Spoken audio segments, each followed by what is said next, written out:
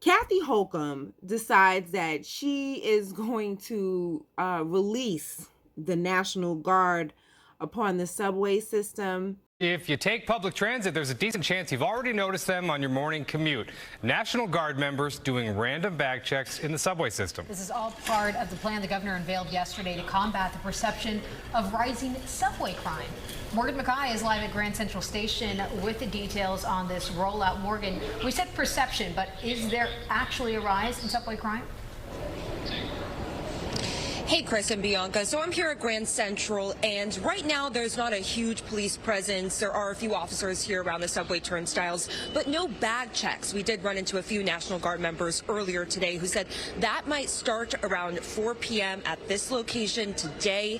But again, a lot of mixed emotions about the rollout of this new initiative. So Governor Kathy Hochul yesterday announced that she will be deploying around 750 National Guard members and around 250 state police troopers to conduct random bag searches at some of the city's busiest subway stations. Hochul would not say how long she plans to use the National Guard and state police for this new operation, but this will be on top of the additional 1,000 NYPD officers Mayor Eric Adams sent to patrol the subway starting in February.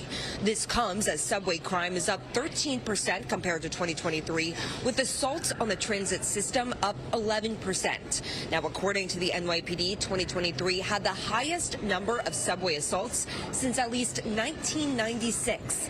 Now, because of the uptick in violence in the subway system, Hochul unveiled a 5-part subway safety plan yesterday that includes a new bill that would ban people from riding public transit for 3 years if they are convicted of a violent crime against another passenger. Hochul says she understands that people are afraid to take the subway at times and hopes that an increased police presence and added security cameras will help people feel safer. We have had a series of high-profile crimes that have shaken the security of New Yorkers. Statistically, it's not what it used to be. It's better, much better. But I'm not going to talk about statistics. I'm going to talk about feelings and emotions and the psychology of a city. I want more people on the subways. We're not quite back to the pre-pandemic levels. And if people are feeling unsafe and won't come, then I have to do something about it. So Hochul was asked also on Good Day what happens if someone refuses a bag check. She said that they can then leave, go home, and not ride the subway. But just so you guys technically know, people can refuse a bag check and they can just go to a different subway station. And she said that the reason why she did this was because she wanted to use state funds instead of using city funds, right? And I find that extremely problematic. As a Black person, I find that extremely problematic because whenever things like this, remember the 5,000-year-old genie a cartoon I shared with you guys, right? So whenever they do stuff like this, it seems like it's to get one group of people, and it ends up harming us. Always. It always comes back to Black people. And that's the issue I have with this. They're bringing it in under the guise of, oh, there's so much crime in the subway. First of all, the only reason why there's so much crime in the subway is because you orchestrated the crime. Let's keep it 100, okay? I've already showed you videos about how when de Blasio, how much crime was down. This was down. That was down. They were cutting NYPD funding. Okay, then put on top of that the George Floyd protests that happened all over the world, where we were asking and demanding that the police be defunded. And now what they have done was they said, okay, you want bail reform? All right, we're going to let everybody out on bail. Okay, you want police funding? So now they want us to be in such a pickle, so scared to take the train that the people are begging for the police, right? So I figured I would start off by reading this article right here. And it's by the New York Times. And it says, do you have to let the National Guard search your bag on the subway? Soon after, Governor Kathy Hochul announced that she would be deploying hundreds of members of the National Guard and state police to help conduct bag checks in New York City's subway system, questions began to emerge about how the plan would work. How long will the National Guard be doing this? Is it a violation of rights? What happens if you refuse to have your bag checked? Well, we saw a video today. I think she was on Good Day New York or something like that. One of them things. So we saw that she was on Good Day New York, and she was like, oh, if you don't allow them to search your bag, then you can't take the subway. Guess what? We're going to take some strong action. There's no search and frisk. There's no stop and frisk. There's no profiling. All this is a deterrent, saying you want to commit a crime, go somewhere else, Okay, not on our subways. so you're going to have the National Guard there, and they're going to search bags? Randomly. Randomly. There is a statistical. What happens if you don't want your bag searched? Then go home. We're not going to search you. You can say no, but you're not taking the subway. How are you going to enforce that? So another thing, we fought the white man mayor with the black wife and the black kids who we didn't see very often until we saw them. We fought him, and he repealed stop and frisk, and now this is stop and frisk. Who are these who eventually are the National Guard going to see as being suspicious? It always comes around the black people. You know, they start off saying that this is for this group of people, that group of people, whatever. It always comes back around to us. Okay, so let's go back to the article. Can you say no to a bag check? Yes, under the Fourth Amendment, which guarantees the right of protection from unreasonable searches and seizures, a rider can decline a bag check if the police do not have a reasonable suspicion that the rider has done something illegal or is carrying a weapon. Black people, you know, your melanin is illegal. On Thursday, Ms. Hochul made several appearances on news shows to explain the initiative. The National Guard and the state police, she said, would assist the city's police officers as they check bags for weapons in the busiest stations. This is not punitive, she said during an interview on MSNBC. This is more of a deterrent. And how long before we see them start smacking black people around, especially black children? How long? How long before they find something like maybe weed or something like that in someone's bag, and then they're being arrested when weed is supposed to be legal? How long before something like that happens? But she also warned riders who refused to consent to bag checks would also have to leave the system. Go home, Ms. Hochul said on Fox 5 News. We're not going to search you. You can say no, but you're not taking the subway. We wouldn't need the National Guard to check people's bags on the subway if you stopped us from being a sanctuary city. We wouldn't need the National Guard to, we still don't need them. I don't think we need them.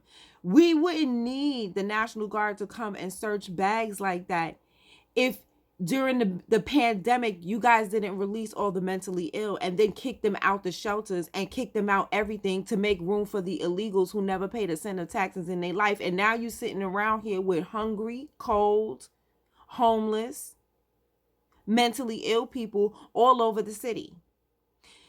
I always reference this movie, The First Purge. It's not the first Purge movie, but it's the last Purge movie, but it's a prequel, so they call it The First Purge. Anyway, it takes place in Staten Island. To me, that was a very telling movie. And in that movie, it was the first one. So they were doing the experiment. So they let everybody who stayed on the island, because they locked down Staten Island, everybody who stayed on the island, you got money if you just survived the night, right? And what happened was the people who stayed, because they needed the money, and that's why they stayed. There was only two types of people who stayed, and that's the people who went to church, and then the people who went and partied. But nobody really was interested in killing or robbing or anything like that. It was too much either. It was partying and praying, right?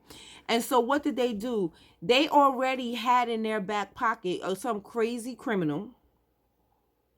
And yes, the first purge. They had a crazy criminal that when nobody was killing each other, like how they wanted it to happen, they released this criminal on the loose and he committed the first purge murder for the night.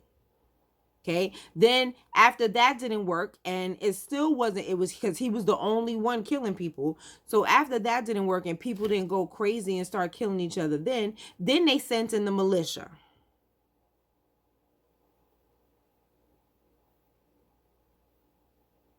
Guards, guns, and they sent them in there to do the killing. Okay.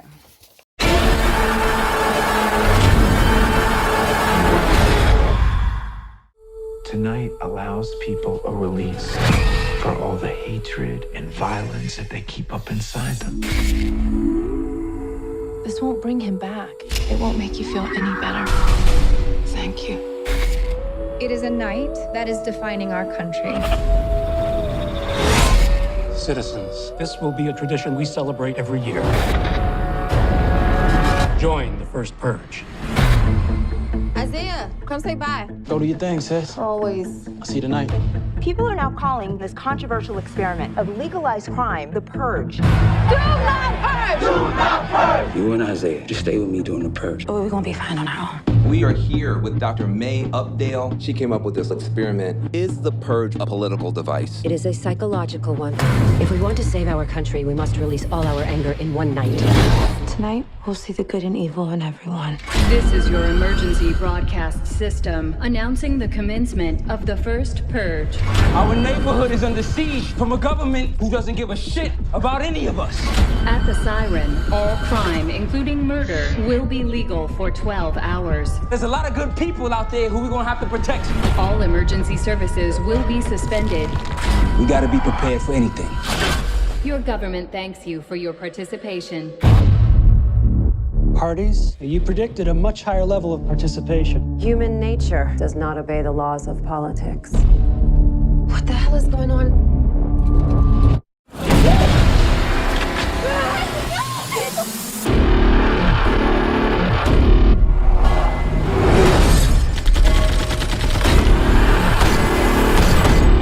They all ex-military.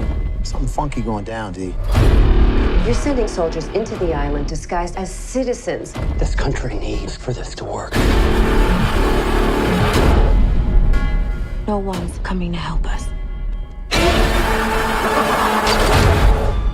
After tonight, nothing will ever be the same again.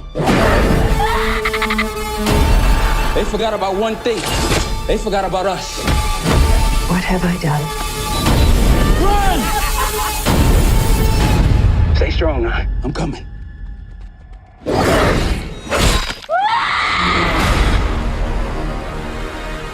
Just remember all the good the purge does. So when I sit here and watch how tough on crime she has to be right now and all this kind of stuff, you brought it on yourself. You and that mayor, y'all brought this on yourselves. And now we're going to be the ones to pay for what you did. This is and everybody, and you see who's quick to submit to a bag search. Oh, you know what I'm saying? The people with no melanin, they like, oh yeah, I'll give you my bag to search. Yeah, look in my bag. Yeah, because they already know. If they find something, they're gonna let you go. You don't have to go be under the same smackdown laws that we got. Even the illegals are getting smacked around how they try to smack us around. My Greatest Enemy said they sent in the movie, they sent the white supremacists to act like gang members. Yes, they did. And who had to save the people? The gang members. Because they were the only ones with guns.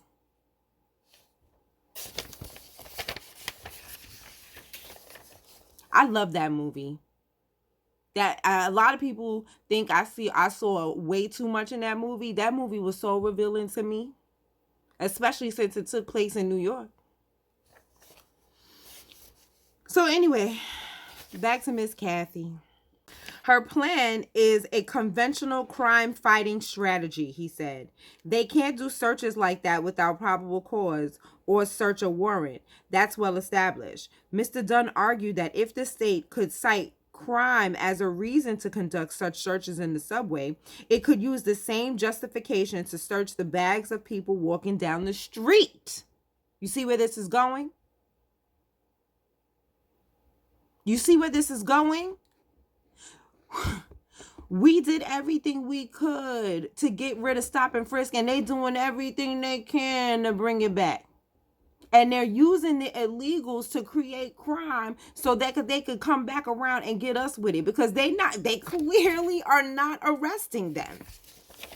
They are not serving, they're not arresting them, and Venezuela said you can't send them back. So who is this for? Or they are conveniently let out on bail so that bail reform can be challenged when they are violent offenders. Nobody was asking for bail reform for violent offenders. Let me say this. During Biden's crime bill, there were Black people who thought that might be a good idea. There was so much crack in the city that people were clamoring, begging, on their knees for police intervention. Do not be this dumb again. They are scaring you into giving up all of the rights that we fought for. Down the street, he added that if a passenger's bag were searched and found to contain something illegal, such as drugs, the person could be arrested. Now you don't even got to be in a car. You don't need a car. I'm going to arrest you on your Timbs.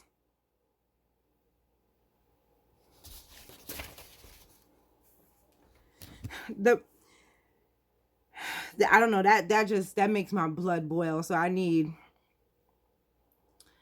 right. My greatest enemy said, you mean the crack in the city that the CI brought into the country? Abso-freaking-lutely. That crack.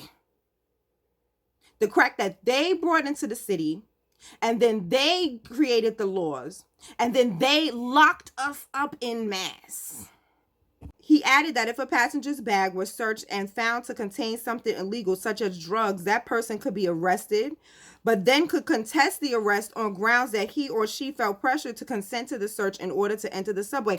Honey, with Black people, that's after the fact. That's if you make it out of that situation alive. We need protections before the arrest. Okay. Everyone will make their own decision about how important their principles and their privacy are to them. So they're not just, collecting data on your phone through your TikTok. Oh, that's a whole nother thing. Is this the right strategy, and how long will it last? Ms. Hochul has declined to say how long the deployment will last. And that's another thing. We don't even know how long this is going to take place. They could do this indefinitely. They could get rid of all the illegals tomorrow and still have this in place. Like, I hope you guys see, and this is why I'm here, because if you don't, you're gonna see it after tonight, because I did my research. Okay, you see how thick this is? I did my research. Okay, once this backfires on Black people, because that's always the ultimate goal, is how can we screw Black people, right? What's next? Jail. So I don't know if you know, but I've said this before, that Governor Hochul, Miss Kathy, was really wanted to bring back convict leasing. Oh yeah, that was one of her main things when she first got in there. She really wanted to bring back convict leasing. So you see how the National Guard in the subway, because all right, we've already seen how NYPD treats our children in the subway for being late from football practice or baseball practice or basketball practice. Not too many kids play baseball, but basketball practice. Okay? And their Metro cards timed out. We already see how they treat our children. We already see how they treated our children when they were just selling snacks, but everybody else selling snacks in the train station now. They not beating them down and handcuffing babies. Okay? So we already see that. The next part is convict leasing, slavery. That's where this is going. Slavery. So this article is from, that first article, the National Guard searching your bag, that was from the New York Times. Okay, so now this article is from the Brooklyn Eagle. It's called Public Defenders Say Governor Hochul's Budget Will Increase Jail Population. A coalition of New York City public defenders has criticized Governor Hochul's fiscal 2024 budget, warning that changes to the state's laws will lead to a surge in prison population. So this was already in motion. Okay, this article was written May 4th, 2023.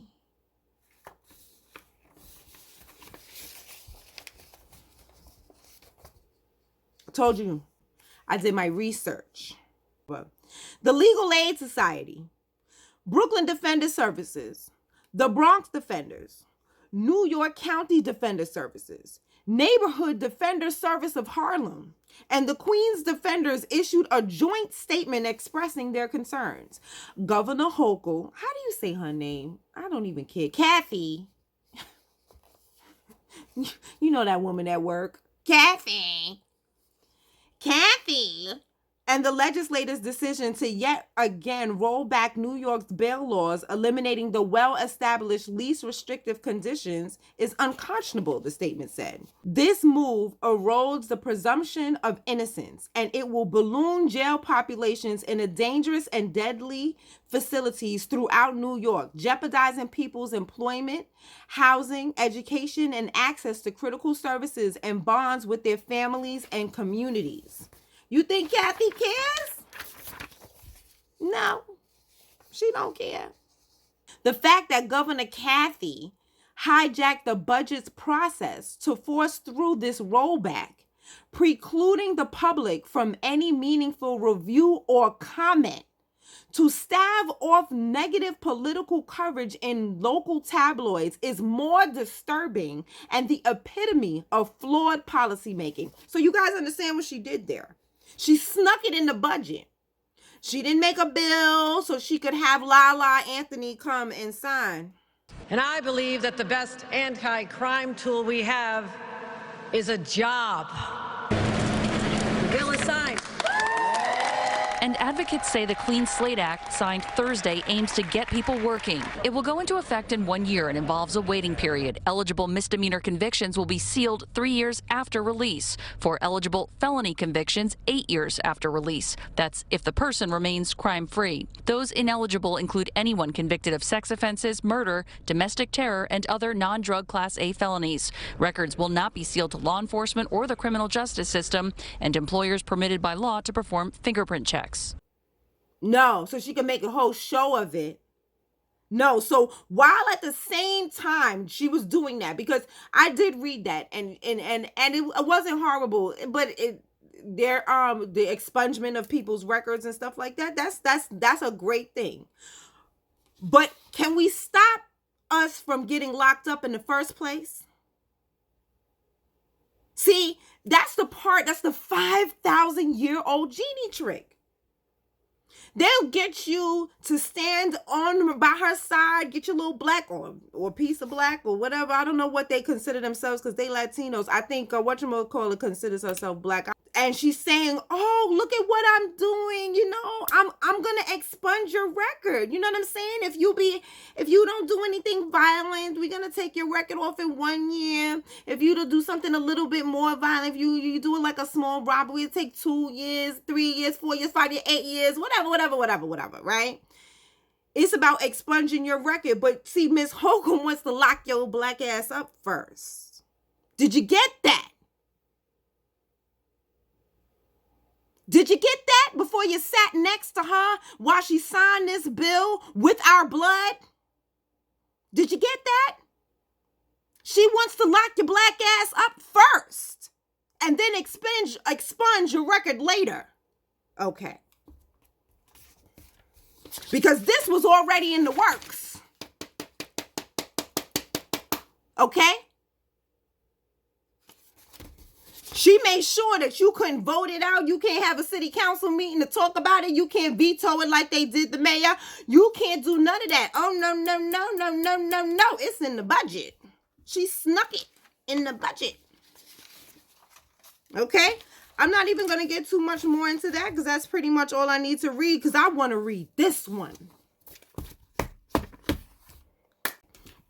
I wanted to get to this article right here.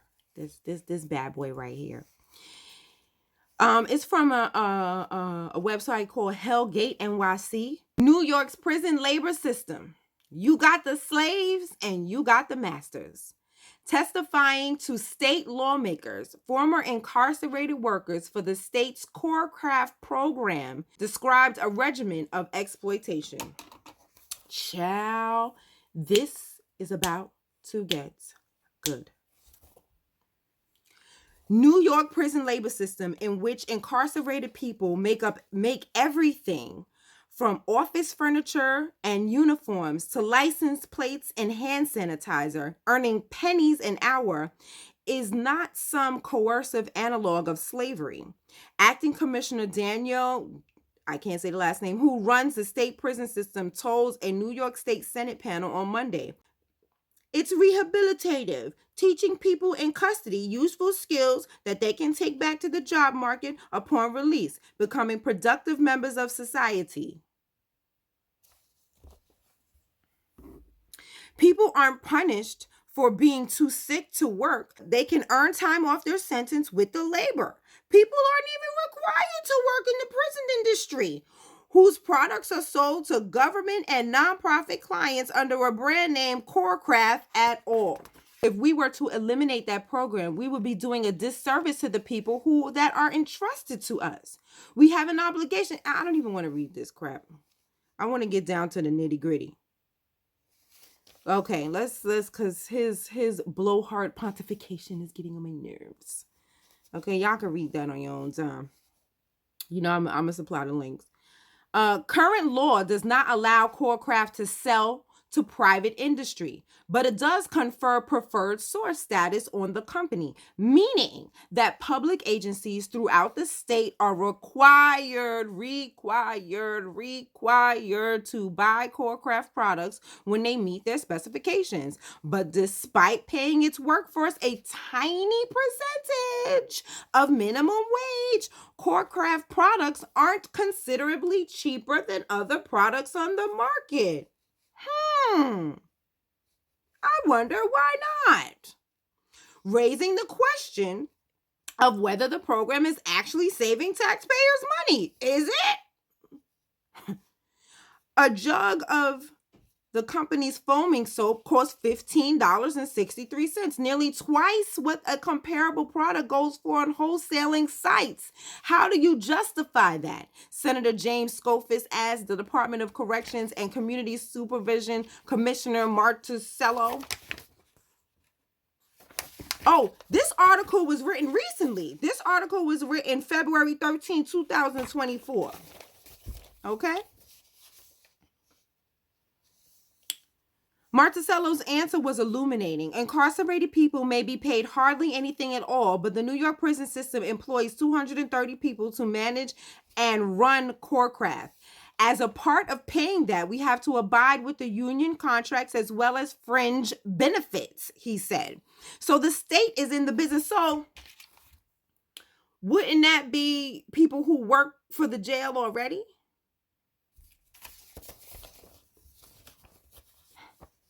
So the state is in the business of extracting labor value from incarcerated people and transferring it to guards, managers, and other state employees. Why is that a good project? Marticello's answer is that the true purpose of Corcraft is a career training program that trains incarcerated people with marketable skills. The program actually teaches them, he said. When they come to the program, when they initiate, they don't have that background. We build the skills. Marticello and his colleagues at the DOCCS left the hearing room immediately after their testimony, so they didn't have to hear the panel after panel of experts and formerly incarcerated people give the lie to their claims.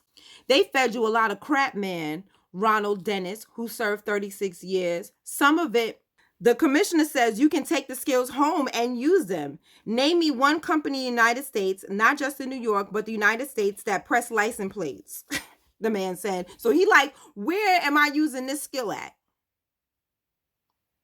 Huh? Anybody? Crickets? Yeah.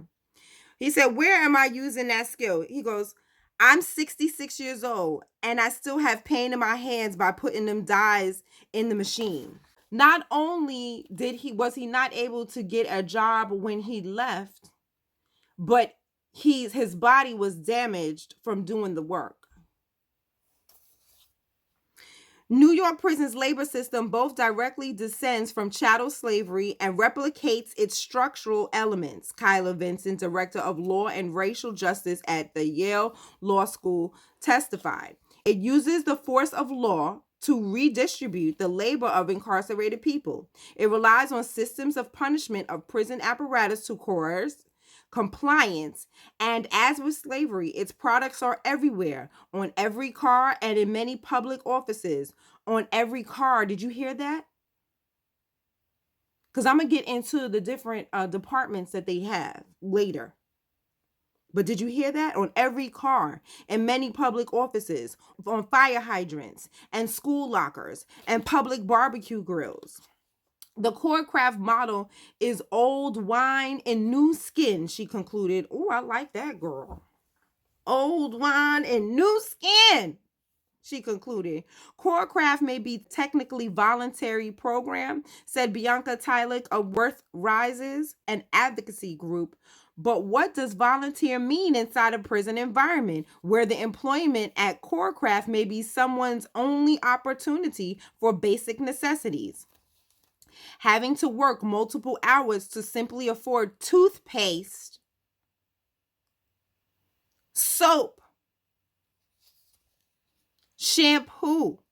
These are not luxuries. People are not going to commissary in order to afford luxuries. They're going to commissary to actually have a basic, dignified life behind bars. Jody Anderson of Cornell University IRL School, who spent time locked up in a New York State prison and worked for Corcraft, making 16 cents an hour.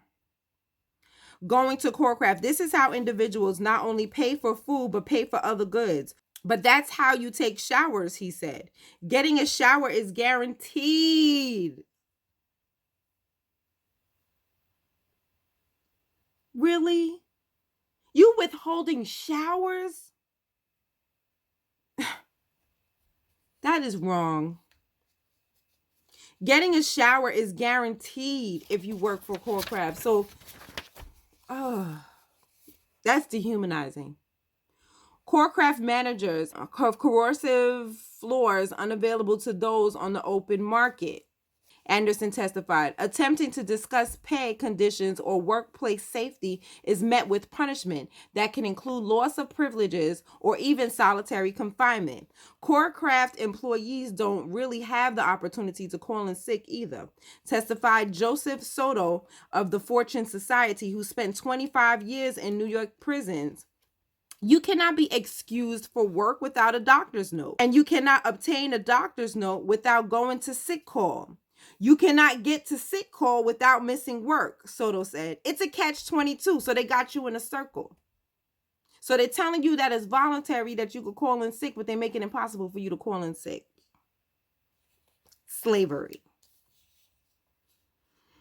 Soto left the prison with a certificate from Corcraft as a machine operator for all the good it did him. I couldn't get a job out there for nothing, he said, but I keep it. It's just in case the world ends and I need toilet paper. So they saying that these certificates they getting ain't worth nothing. It doesn't help them get jobs when they get out. I know men have worked for Corcraft their entire sentence. 15 years, 20 years, 25 years, said Jose Saldana, Release Aging People from Prison campaign, who served 38 years in New York prisons. Imagine you're working for an entire lifetime and your labor is measured in pennies. When we are released, all in the years, the decades of labor do not count for unemployment benefits, not a single day. Saldana urged lawmakers to abolish Corcraft. If it wasn't designed as a training program, it was designed to help men and women become better humans. It wasn't designed to help us to learn how to take responsibility, to help us develop insight into harm, to help us embrace our moral obligation that we are commanded to repair harm. It doesn't do any of those things. Then what value does it have? Oh, slavery. Free labor. That's the value. Soto wasn't optimistic that any legislative investigation could dislodge Corcraft from the prison system. You got the slaves and you got the slave masters, right? If the slaves say something, who's going to believe the slave over the slave master? Soto said. Corcraft is a powerful industry. I'm sorry to say, but I really don't think anybody else in the room is going to make a difference because they're so powerful. The masters are at work. Now, let's talk. I went to Corcraft's website. Yes, I did. Yes, I did. Okay. And the first service that they have. So now this technically isn't convict leasing because this isn't a private industry. Because the products and everything that they sell can only be sold to like city agencies and stuff like that. So all the furniture and everything that you see in the classrooms, in the city offices, everything, the prisoners make that. Okay. So this is not even the convict leasing part of it. This is just what they don't consider this to be convict leasing. Let's just put it that way. Okay. They acting like it's Job Corps in jail. Okay, the first thing they have on here is abatement services. Okay, Corcraft provides remediation services for removal of asbestos. Isn't that dangerous? You think that they giving them top-notch masks and everything else? I don't know what you need to clean asbestos, but I know you need stuff. You think they giving them all the things that they need? The mask and all that?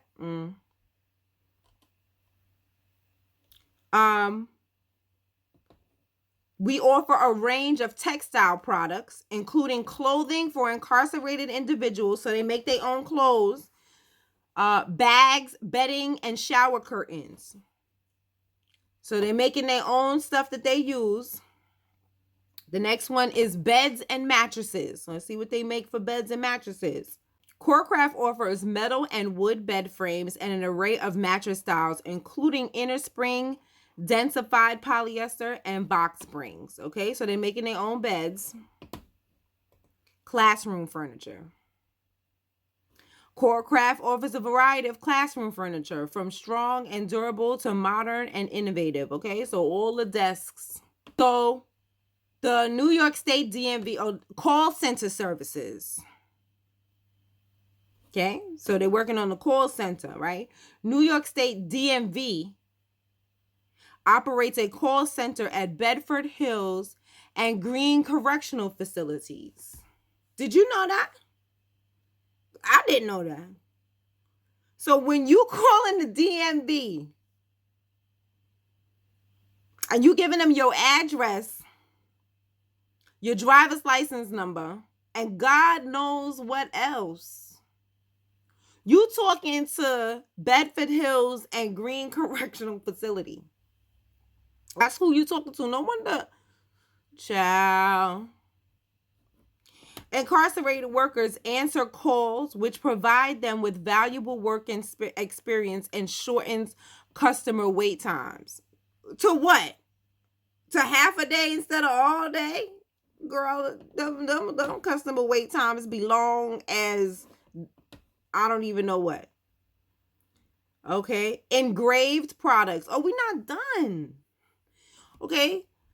Corcraft manufacturers engraved name tags, plaques, and custom signs in a variety of colors and fonts. For more information, oh, they telling you who to call. So I don't know. You might be able to do that without a without a contract. Oh, eyeglasses and ophthalmic wear. Our optical program has been producing eyeglasses for more than 20 years, honey.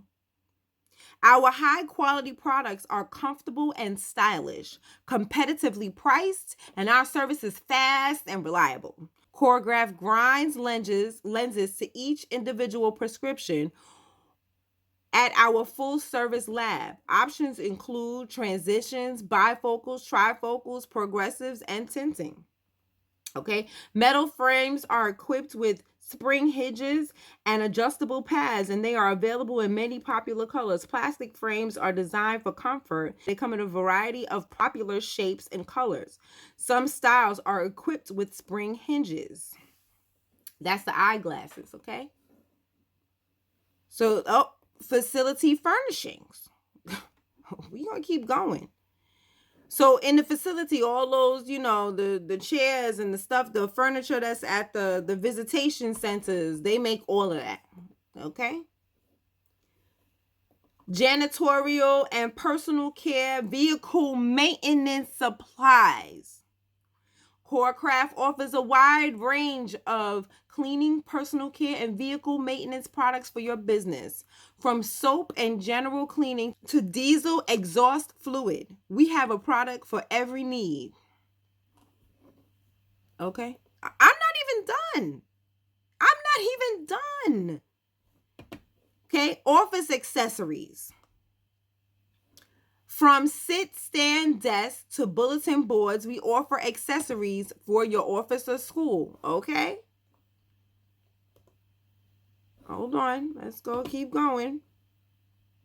Office furniture and seating. Corcraft offers a wide range of office furniture, including desks, bookcases, filing cabinets, tables, seating, and more. With free labor. Panel systems. Oh, they make cubicles. Corcraft offers several modular office systems to suit your office space. A designer will determine your needs and provide you with the layout of drawings. Installation is also available. Okay, so they make cubicles. Printing services. Our print shop produces a wide variety of custom prints ranging from basic single color forms and envelopes to color documents and small posters. Some of the items they make include annual reports, brochures, bulletin, business cards, calendars, certificates, envelopes, forms, labels, letterhead, longbooks, manual, newsletter, pads, and time cards. Resource recovery. Corcraft offers a free and convenient solution for recyclable items that don't belong in the trash. We process cardboard, metal cans, plastic, and more in several locations throughout New York State. This program is financially self-supportive and is free for you to use. All you need to do is deliver the materials to one of our recycling centers, and we process cardboard, fiber boxboard cartons, shredded office paper, metal cans, and plastic. Okay. We almost done. We got two more. Specialty steel. Okay. All right. Corcraft can design, fabricate, and install a wide range of steel products. Our shop uses 3 types of welding techniques. I don't know what any of those are, so I'm not even going to bother trying. Steel work includes cutting, shearing, bending, forming, and punching. Several finishing options are available. Powder, coating, wet paint, and galvanizing. Okay? Traffic and highway signage. So all the signs that we see, they're made in prison. Corcraft manufactures a wide variety of signage from certified, just a bunch of street signs. I don't even need to go into all that.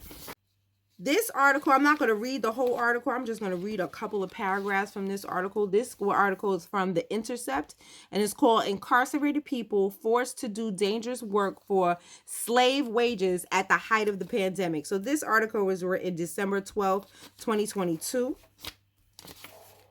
And we're just going to read this part right here. So this is in 2022. Corcraft made $550 million from 2010 to 2021. I said $550 million. The revenue received from the sale of products and services covers the expenses associated with operating the program, the Corcraft website says. We're not making a profit. No. Kamala Harris. No. So I'm not going to sit here and say I'm going to do something that's only going to benefit Black people. No. We're not making a profit. In a letter shared with The Intercept, one person who has been incarcerated for 3 decades, worked numerous jobs, described the prison labor system as a slave to master kind of relationship treatment with most staff. And they said they had been punished and assaulted because I refused to work according to this particular officer's liking. So if you're not doing the job how you're supposed to do the job, they doing stuff to you. They making sure you're sorry about it. Incarcerated people have been making products for New York State for more than 100 years.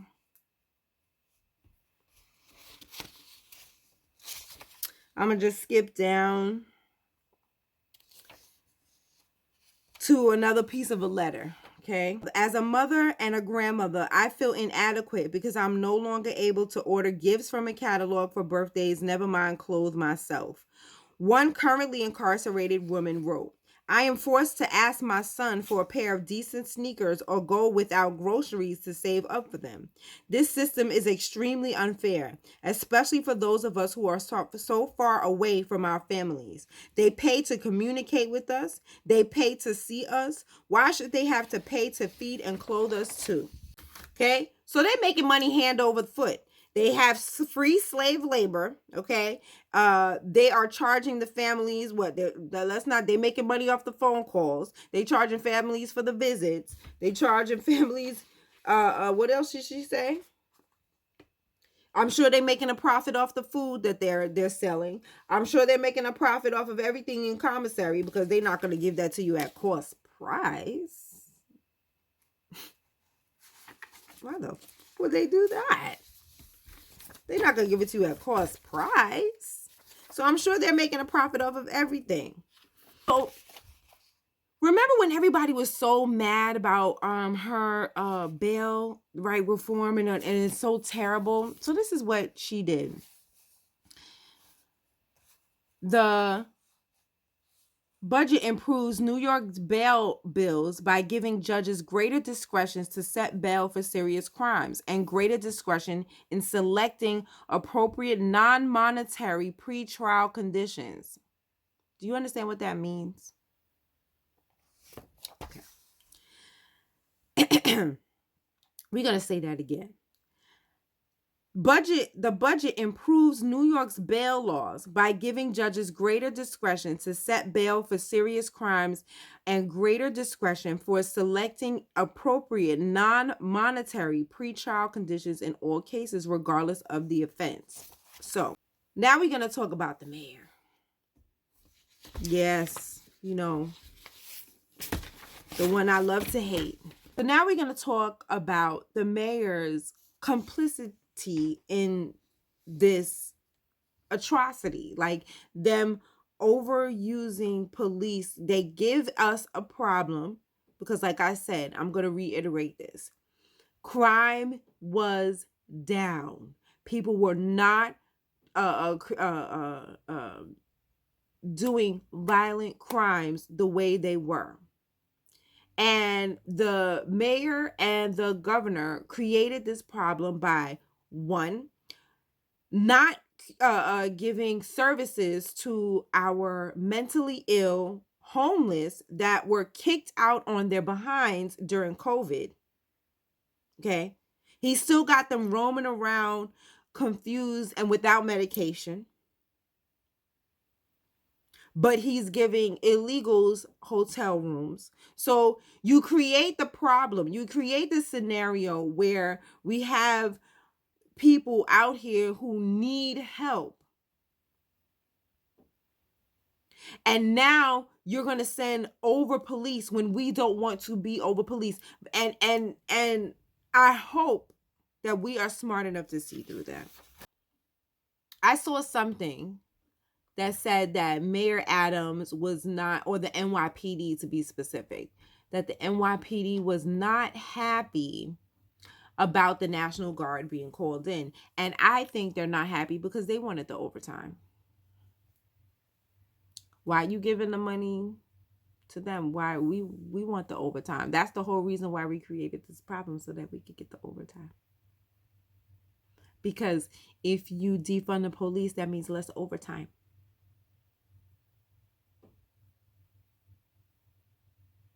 They want the overtime.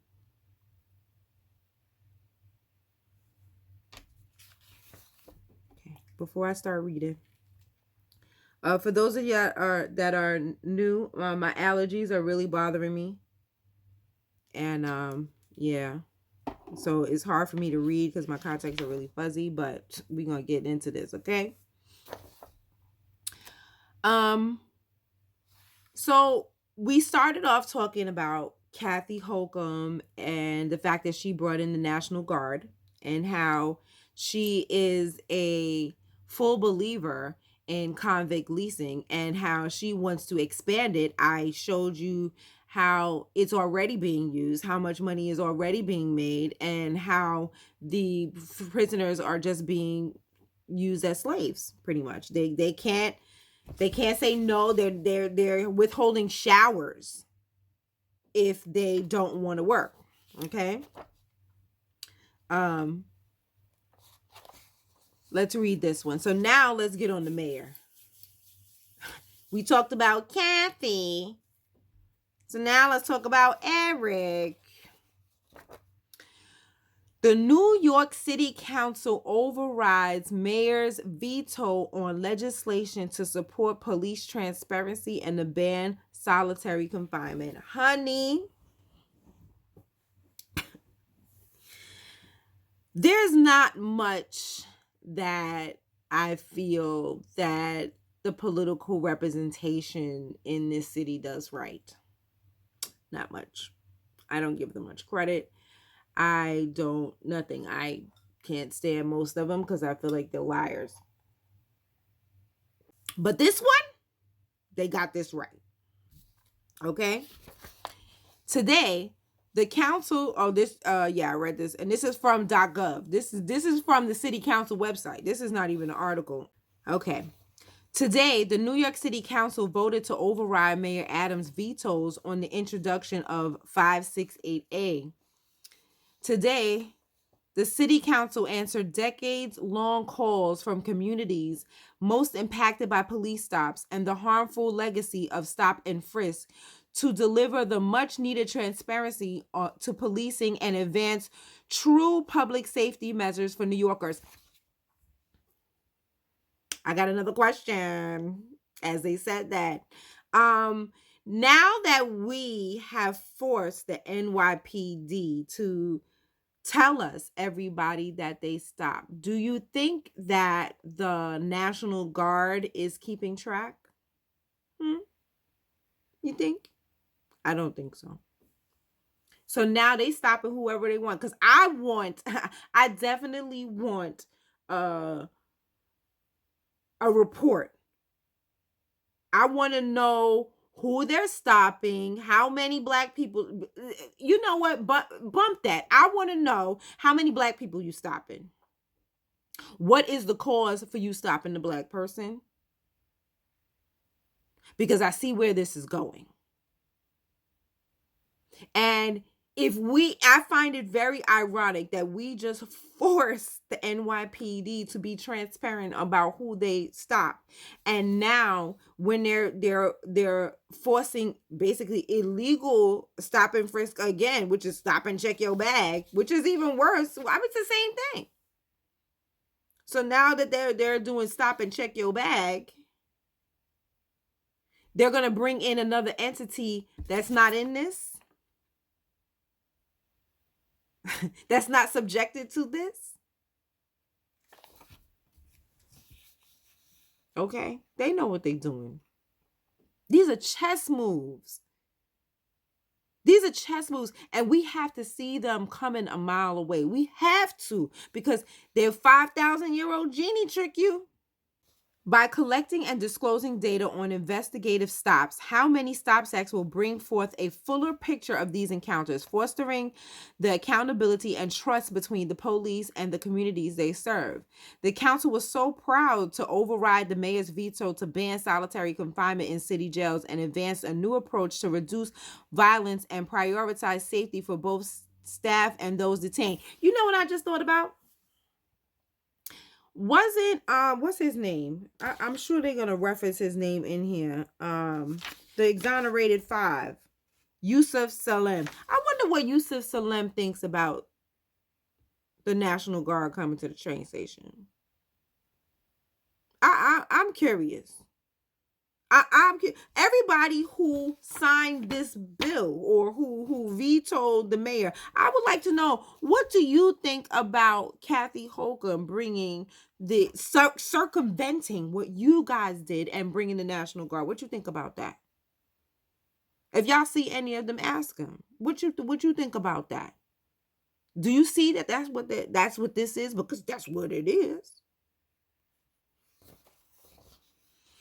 The council was so proud to override the mayor's veto to ban solitary confinement in city jails, and advance a new approach to reduce violence and prioritize safety for both staff and those detained. As government, we have the responsibility to do right by New Yorkers who have been persistently harmed and failed by these unjust policies. We are proud to override the mayor's vetoes and hold our government accountable for delivering transparency and the true safety to all New Yorkers. Okay. Let me see. Blah blah blah. In 586 of How Many Stops Act requires public reporting of basic data on level 1 and level 2 police investigation stops of civilians. Stops of civilians. Wouldn't this be stops of civilians? But this is only the NYPD. So now the National Guard is not subjected to this. I'm going to say it over and over and over again. A federal court-appointed monitor from the 2013 Floyd v. City of New York court decision found that NYPD's use of stop and frisk to be unconstitutional and has consistently shown unlawful stops have continued and may go underreported. A recent report by the Monitor revealed that 1 out of every 4 stops made by the mayor's newly constituted police unit to be unconstitutional. 97% of those stops were Black and Latino New Yorkers, despite their making up less than half the city's population. A federal monitor and NYPD's own audits have also shown the department to persistently underreport stops. A December report by the Civilian Complaint Review Board revealed that NYPD misconduct complaints rose 51% last year to their highest level in over a decade. Now, this is from Race, Age, Gender, What the NYPD Must Track During Stops and Why. And this is from the New York Times. What does the law do? The law requires officers to collect and share a wide spectrum of information about low-level interactions with members of the public. According to the police department's patrol guide, there are 3 levels of interaction that occur during investigative encounters. Level 1 is when an officer requests information from a person who is not a suspect. The person is under no obligation to respond to such requests. The person may refuse to answer questions, the patrol guide says, or even walk or run away. Ciao. Level 2 is when an officer begins to suspect that a person has committed a crime. As with a level 1 interaction, the officer can ask what someone saw, their name and their address, and where they were coming from. Officers can ask someone they consider a suspect to consent to a search. As with a level 1 interaction, the person can walk away and refuse to answer questions. Child, can black people walk away? Don't even think about running away, because they're pulling out the taser and the taser is light. Can black people walk away? Because they act like we can't. Level 3, but the illegals can whoop y'all ass. Level 3 stops occur when the police have a stronger suspicion that a person has committed a crime. In such instances, the patrol guide says an officer may use reasonable force to stop a person and ask accusatory questions. To ask the person, one officer has a reasonable suspicion that the person is armed or dangerous. The police are already under federal requirement to collect and share data information about level 3 stops. The new law requires that they provide similar information for level 1 and level 2 stops, including the reason for any inquiry, demographic details about the person being stopped, and why the stop was made. The information will be stored permanently and accessible to the public on the department's website. The law does not require that officers keep detailed records about casual conversations like greeting people on the street or giving directions. Why do the police and the mayor object? Because they want to be able to subjugate black people with impunity. That's why. But let's hear what the Times has to say about it. The police say that their main argument with the new law, is the requirement that level 1 interactions be recorded in detail. The problem, the police say, is that there are so many stops in this category that they occur under circumstances that are fluid and fast moving. In 2022, officers recorded more than 3.2 million videos classified as level 1 encounters. Michael Clark, the department's director of legislative affairs, told the city council during a hearing last March. Look here, if you want to make it easy for them, if it's so hard, make an app. Okay, let them do it on their phones and call it a day. But you don't want to do it easy for them because you want them to be able to subjugate us. And I see Kathy Holcomb bringing the National Guard as a way around this bill. Okay, and let's talk about one more thing. So I want you guys to remember back when Adams said that he was going to have the transit workers patrol the subways. Remember that? Subway token booth agents won't be stationary for much longer. New York City Transit announced today that beginning early next year, station agents will move out of the booths to engage directly with subway riders. Agents have started training in a number of areas, including accessibility for people with disabilities and customer service. Making sure that we're able to communicate with our customers effectively to help them around our complex system, to help them with our coming Omni system soon, to be able to provide directions, to be our eyes and ears in our station. That's what today is about. The change for station agents comes after an agreement between the union, TW Local 100, and the MTA. And I remember thinking to myself, that is a terrible idea.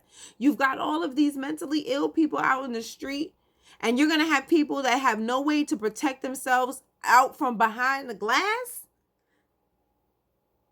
I think just give them working microphones so that they could, you know what I'm saying? And working phones in there so that they can call the police when necessary. And they can talk, so you can actually hear them when they talk. But you took the transit workers from behind the glass and had them just walk around and have to deal with homeless people. It wasn't right.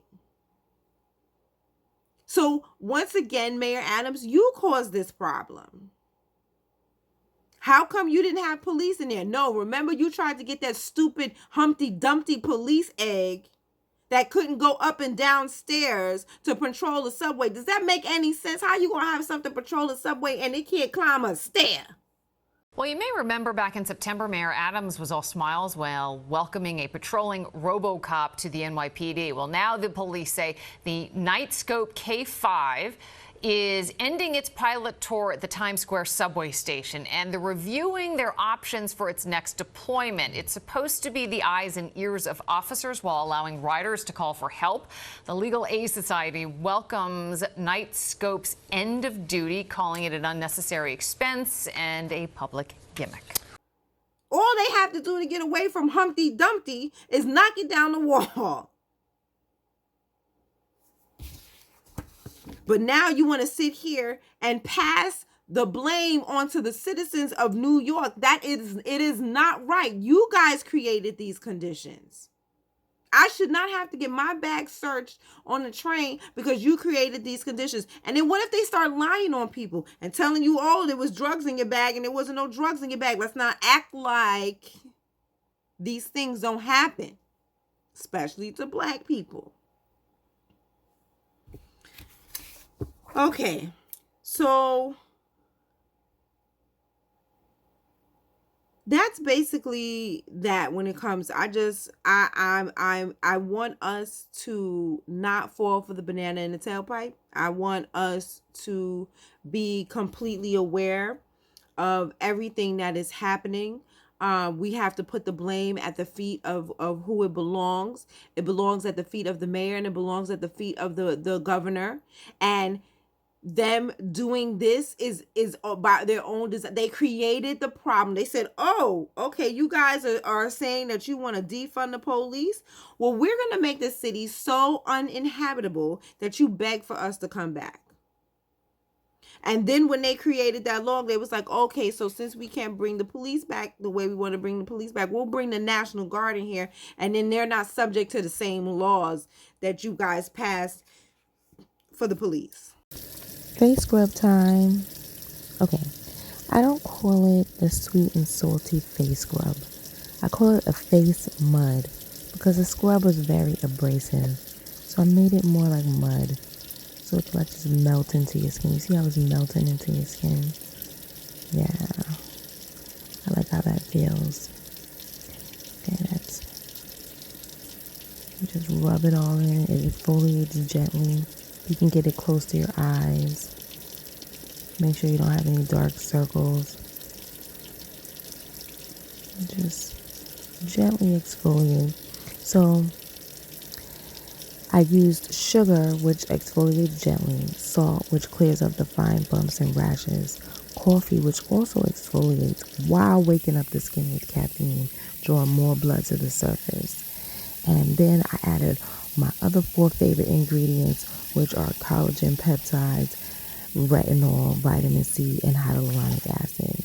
You just take a warm towel and then wash it off. Oh, and I can't forget, I added God's gift to melanin, turmeric, so we could even that melanin, child. And just wipe that off, and you are good to go. Evenmelanin.com.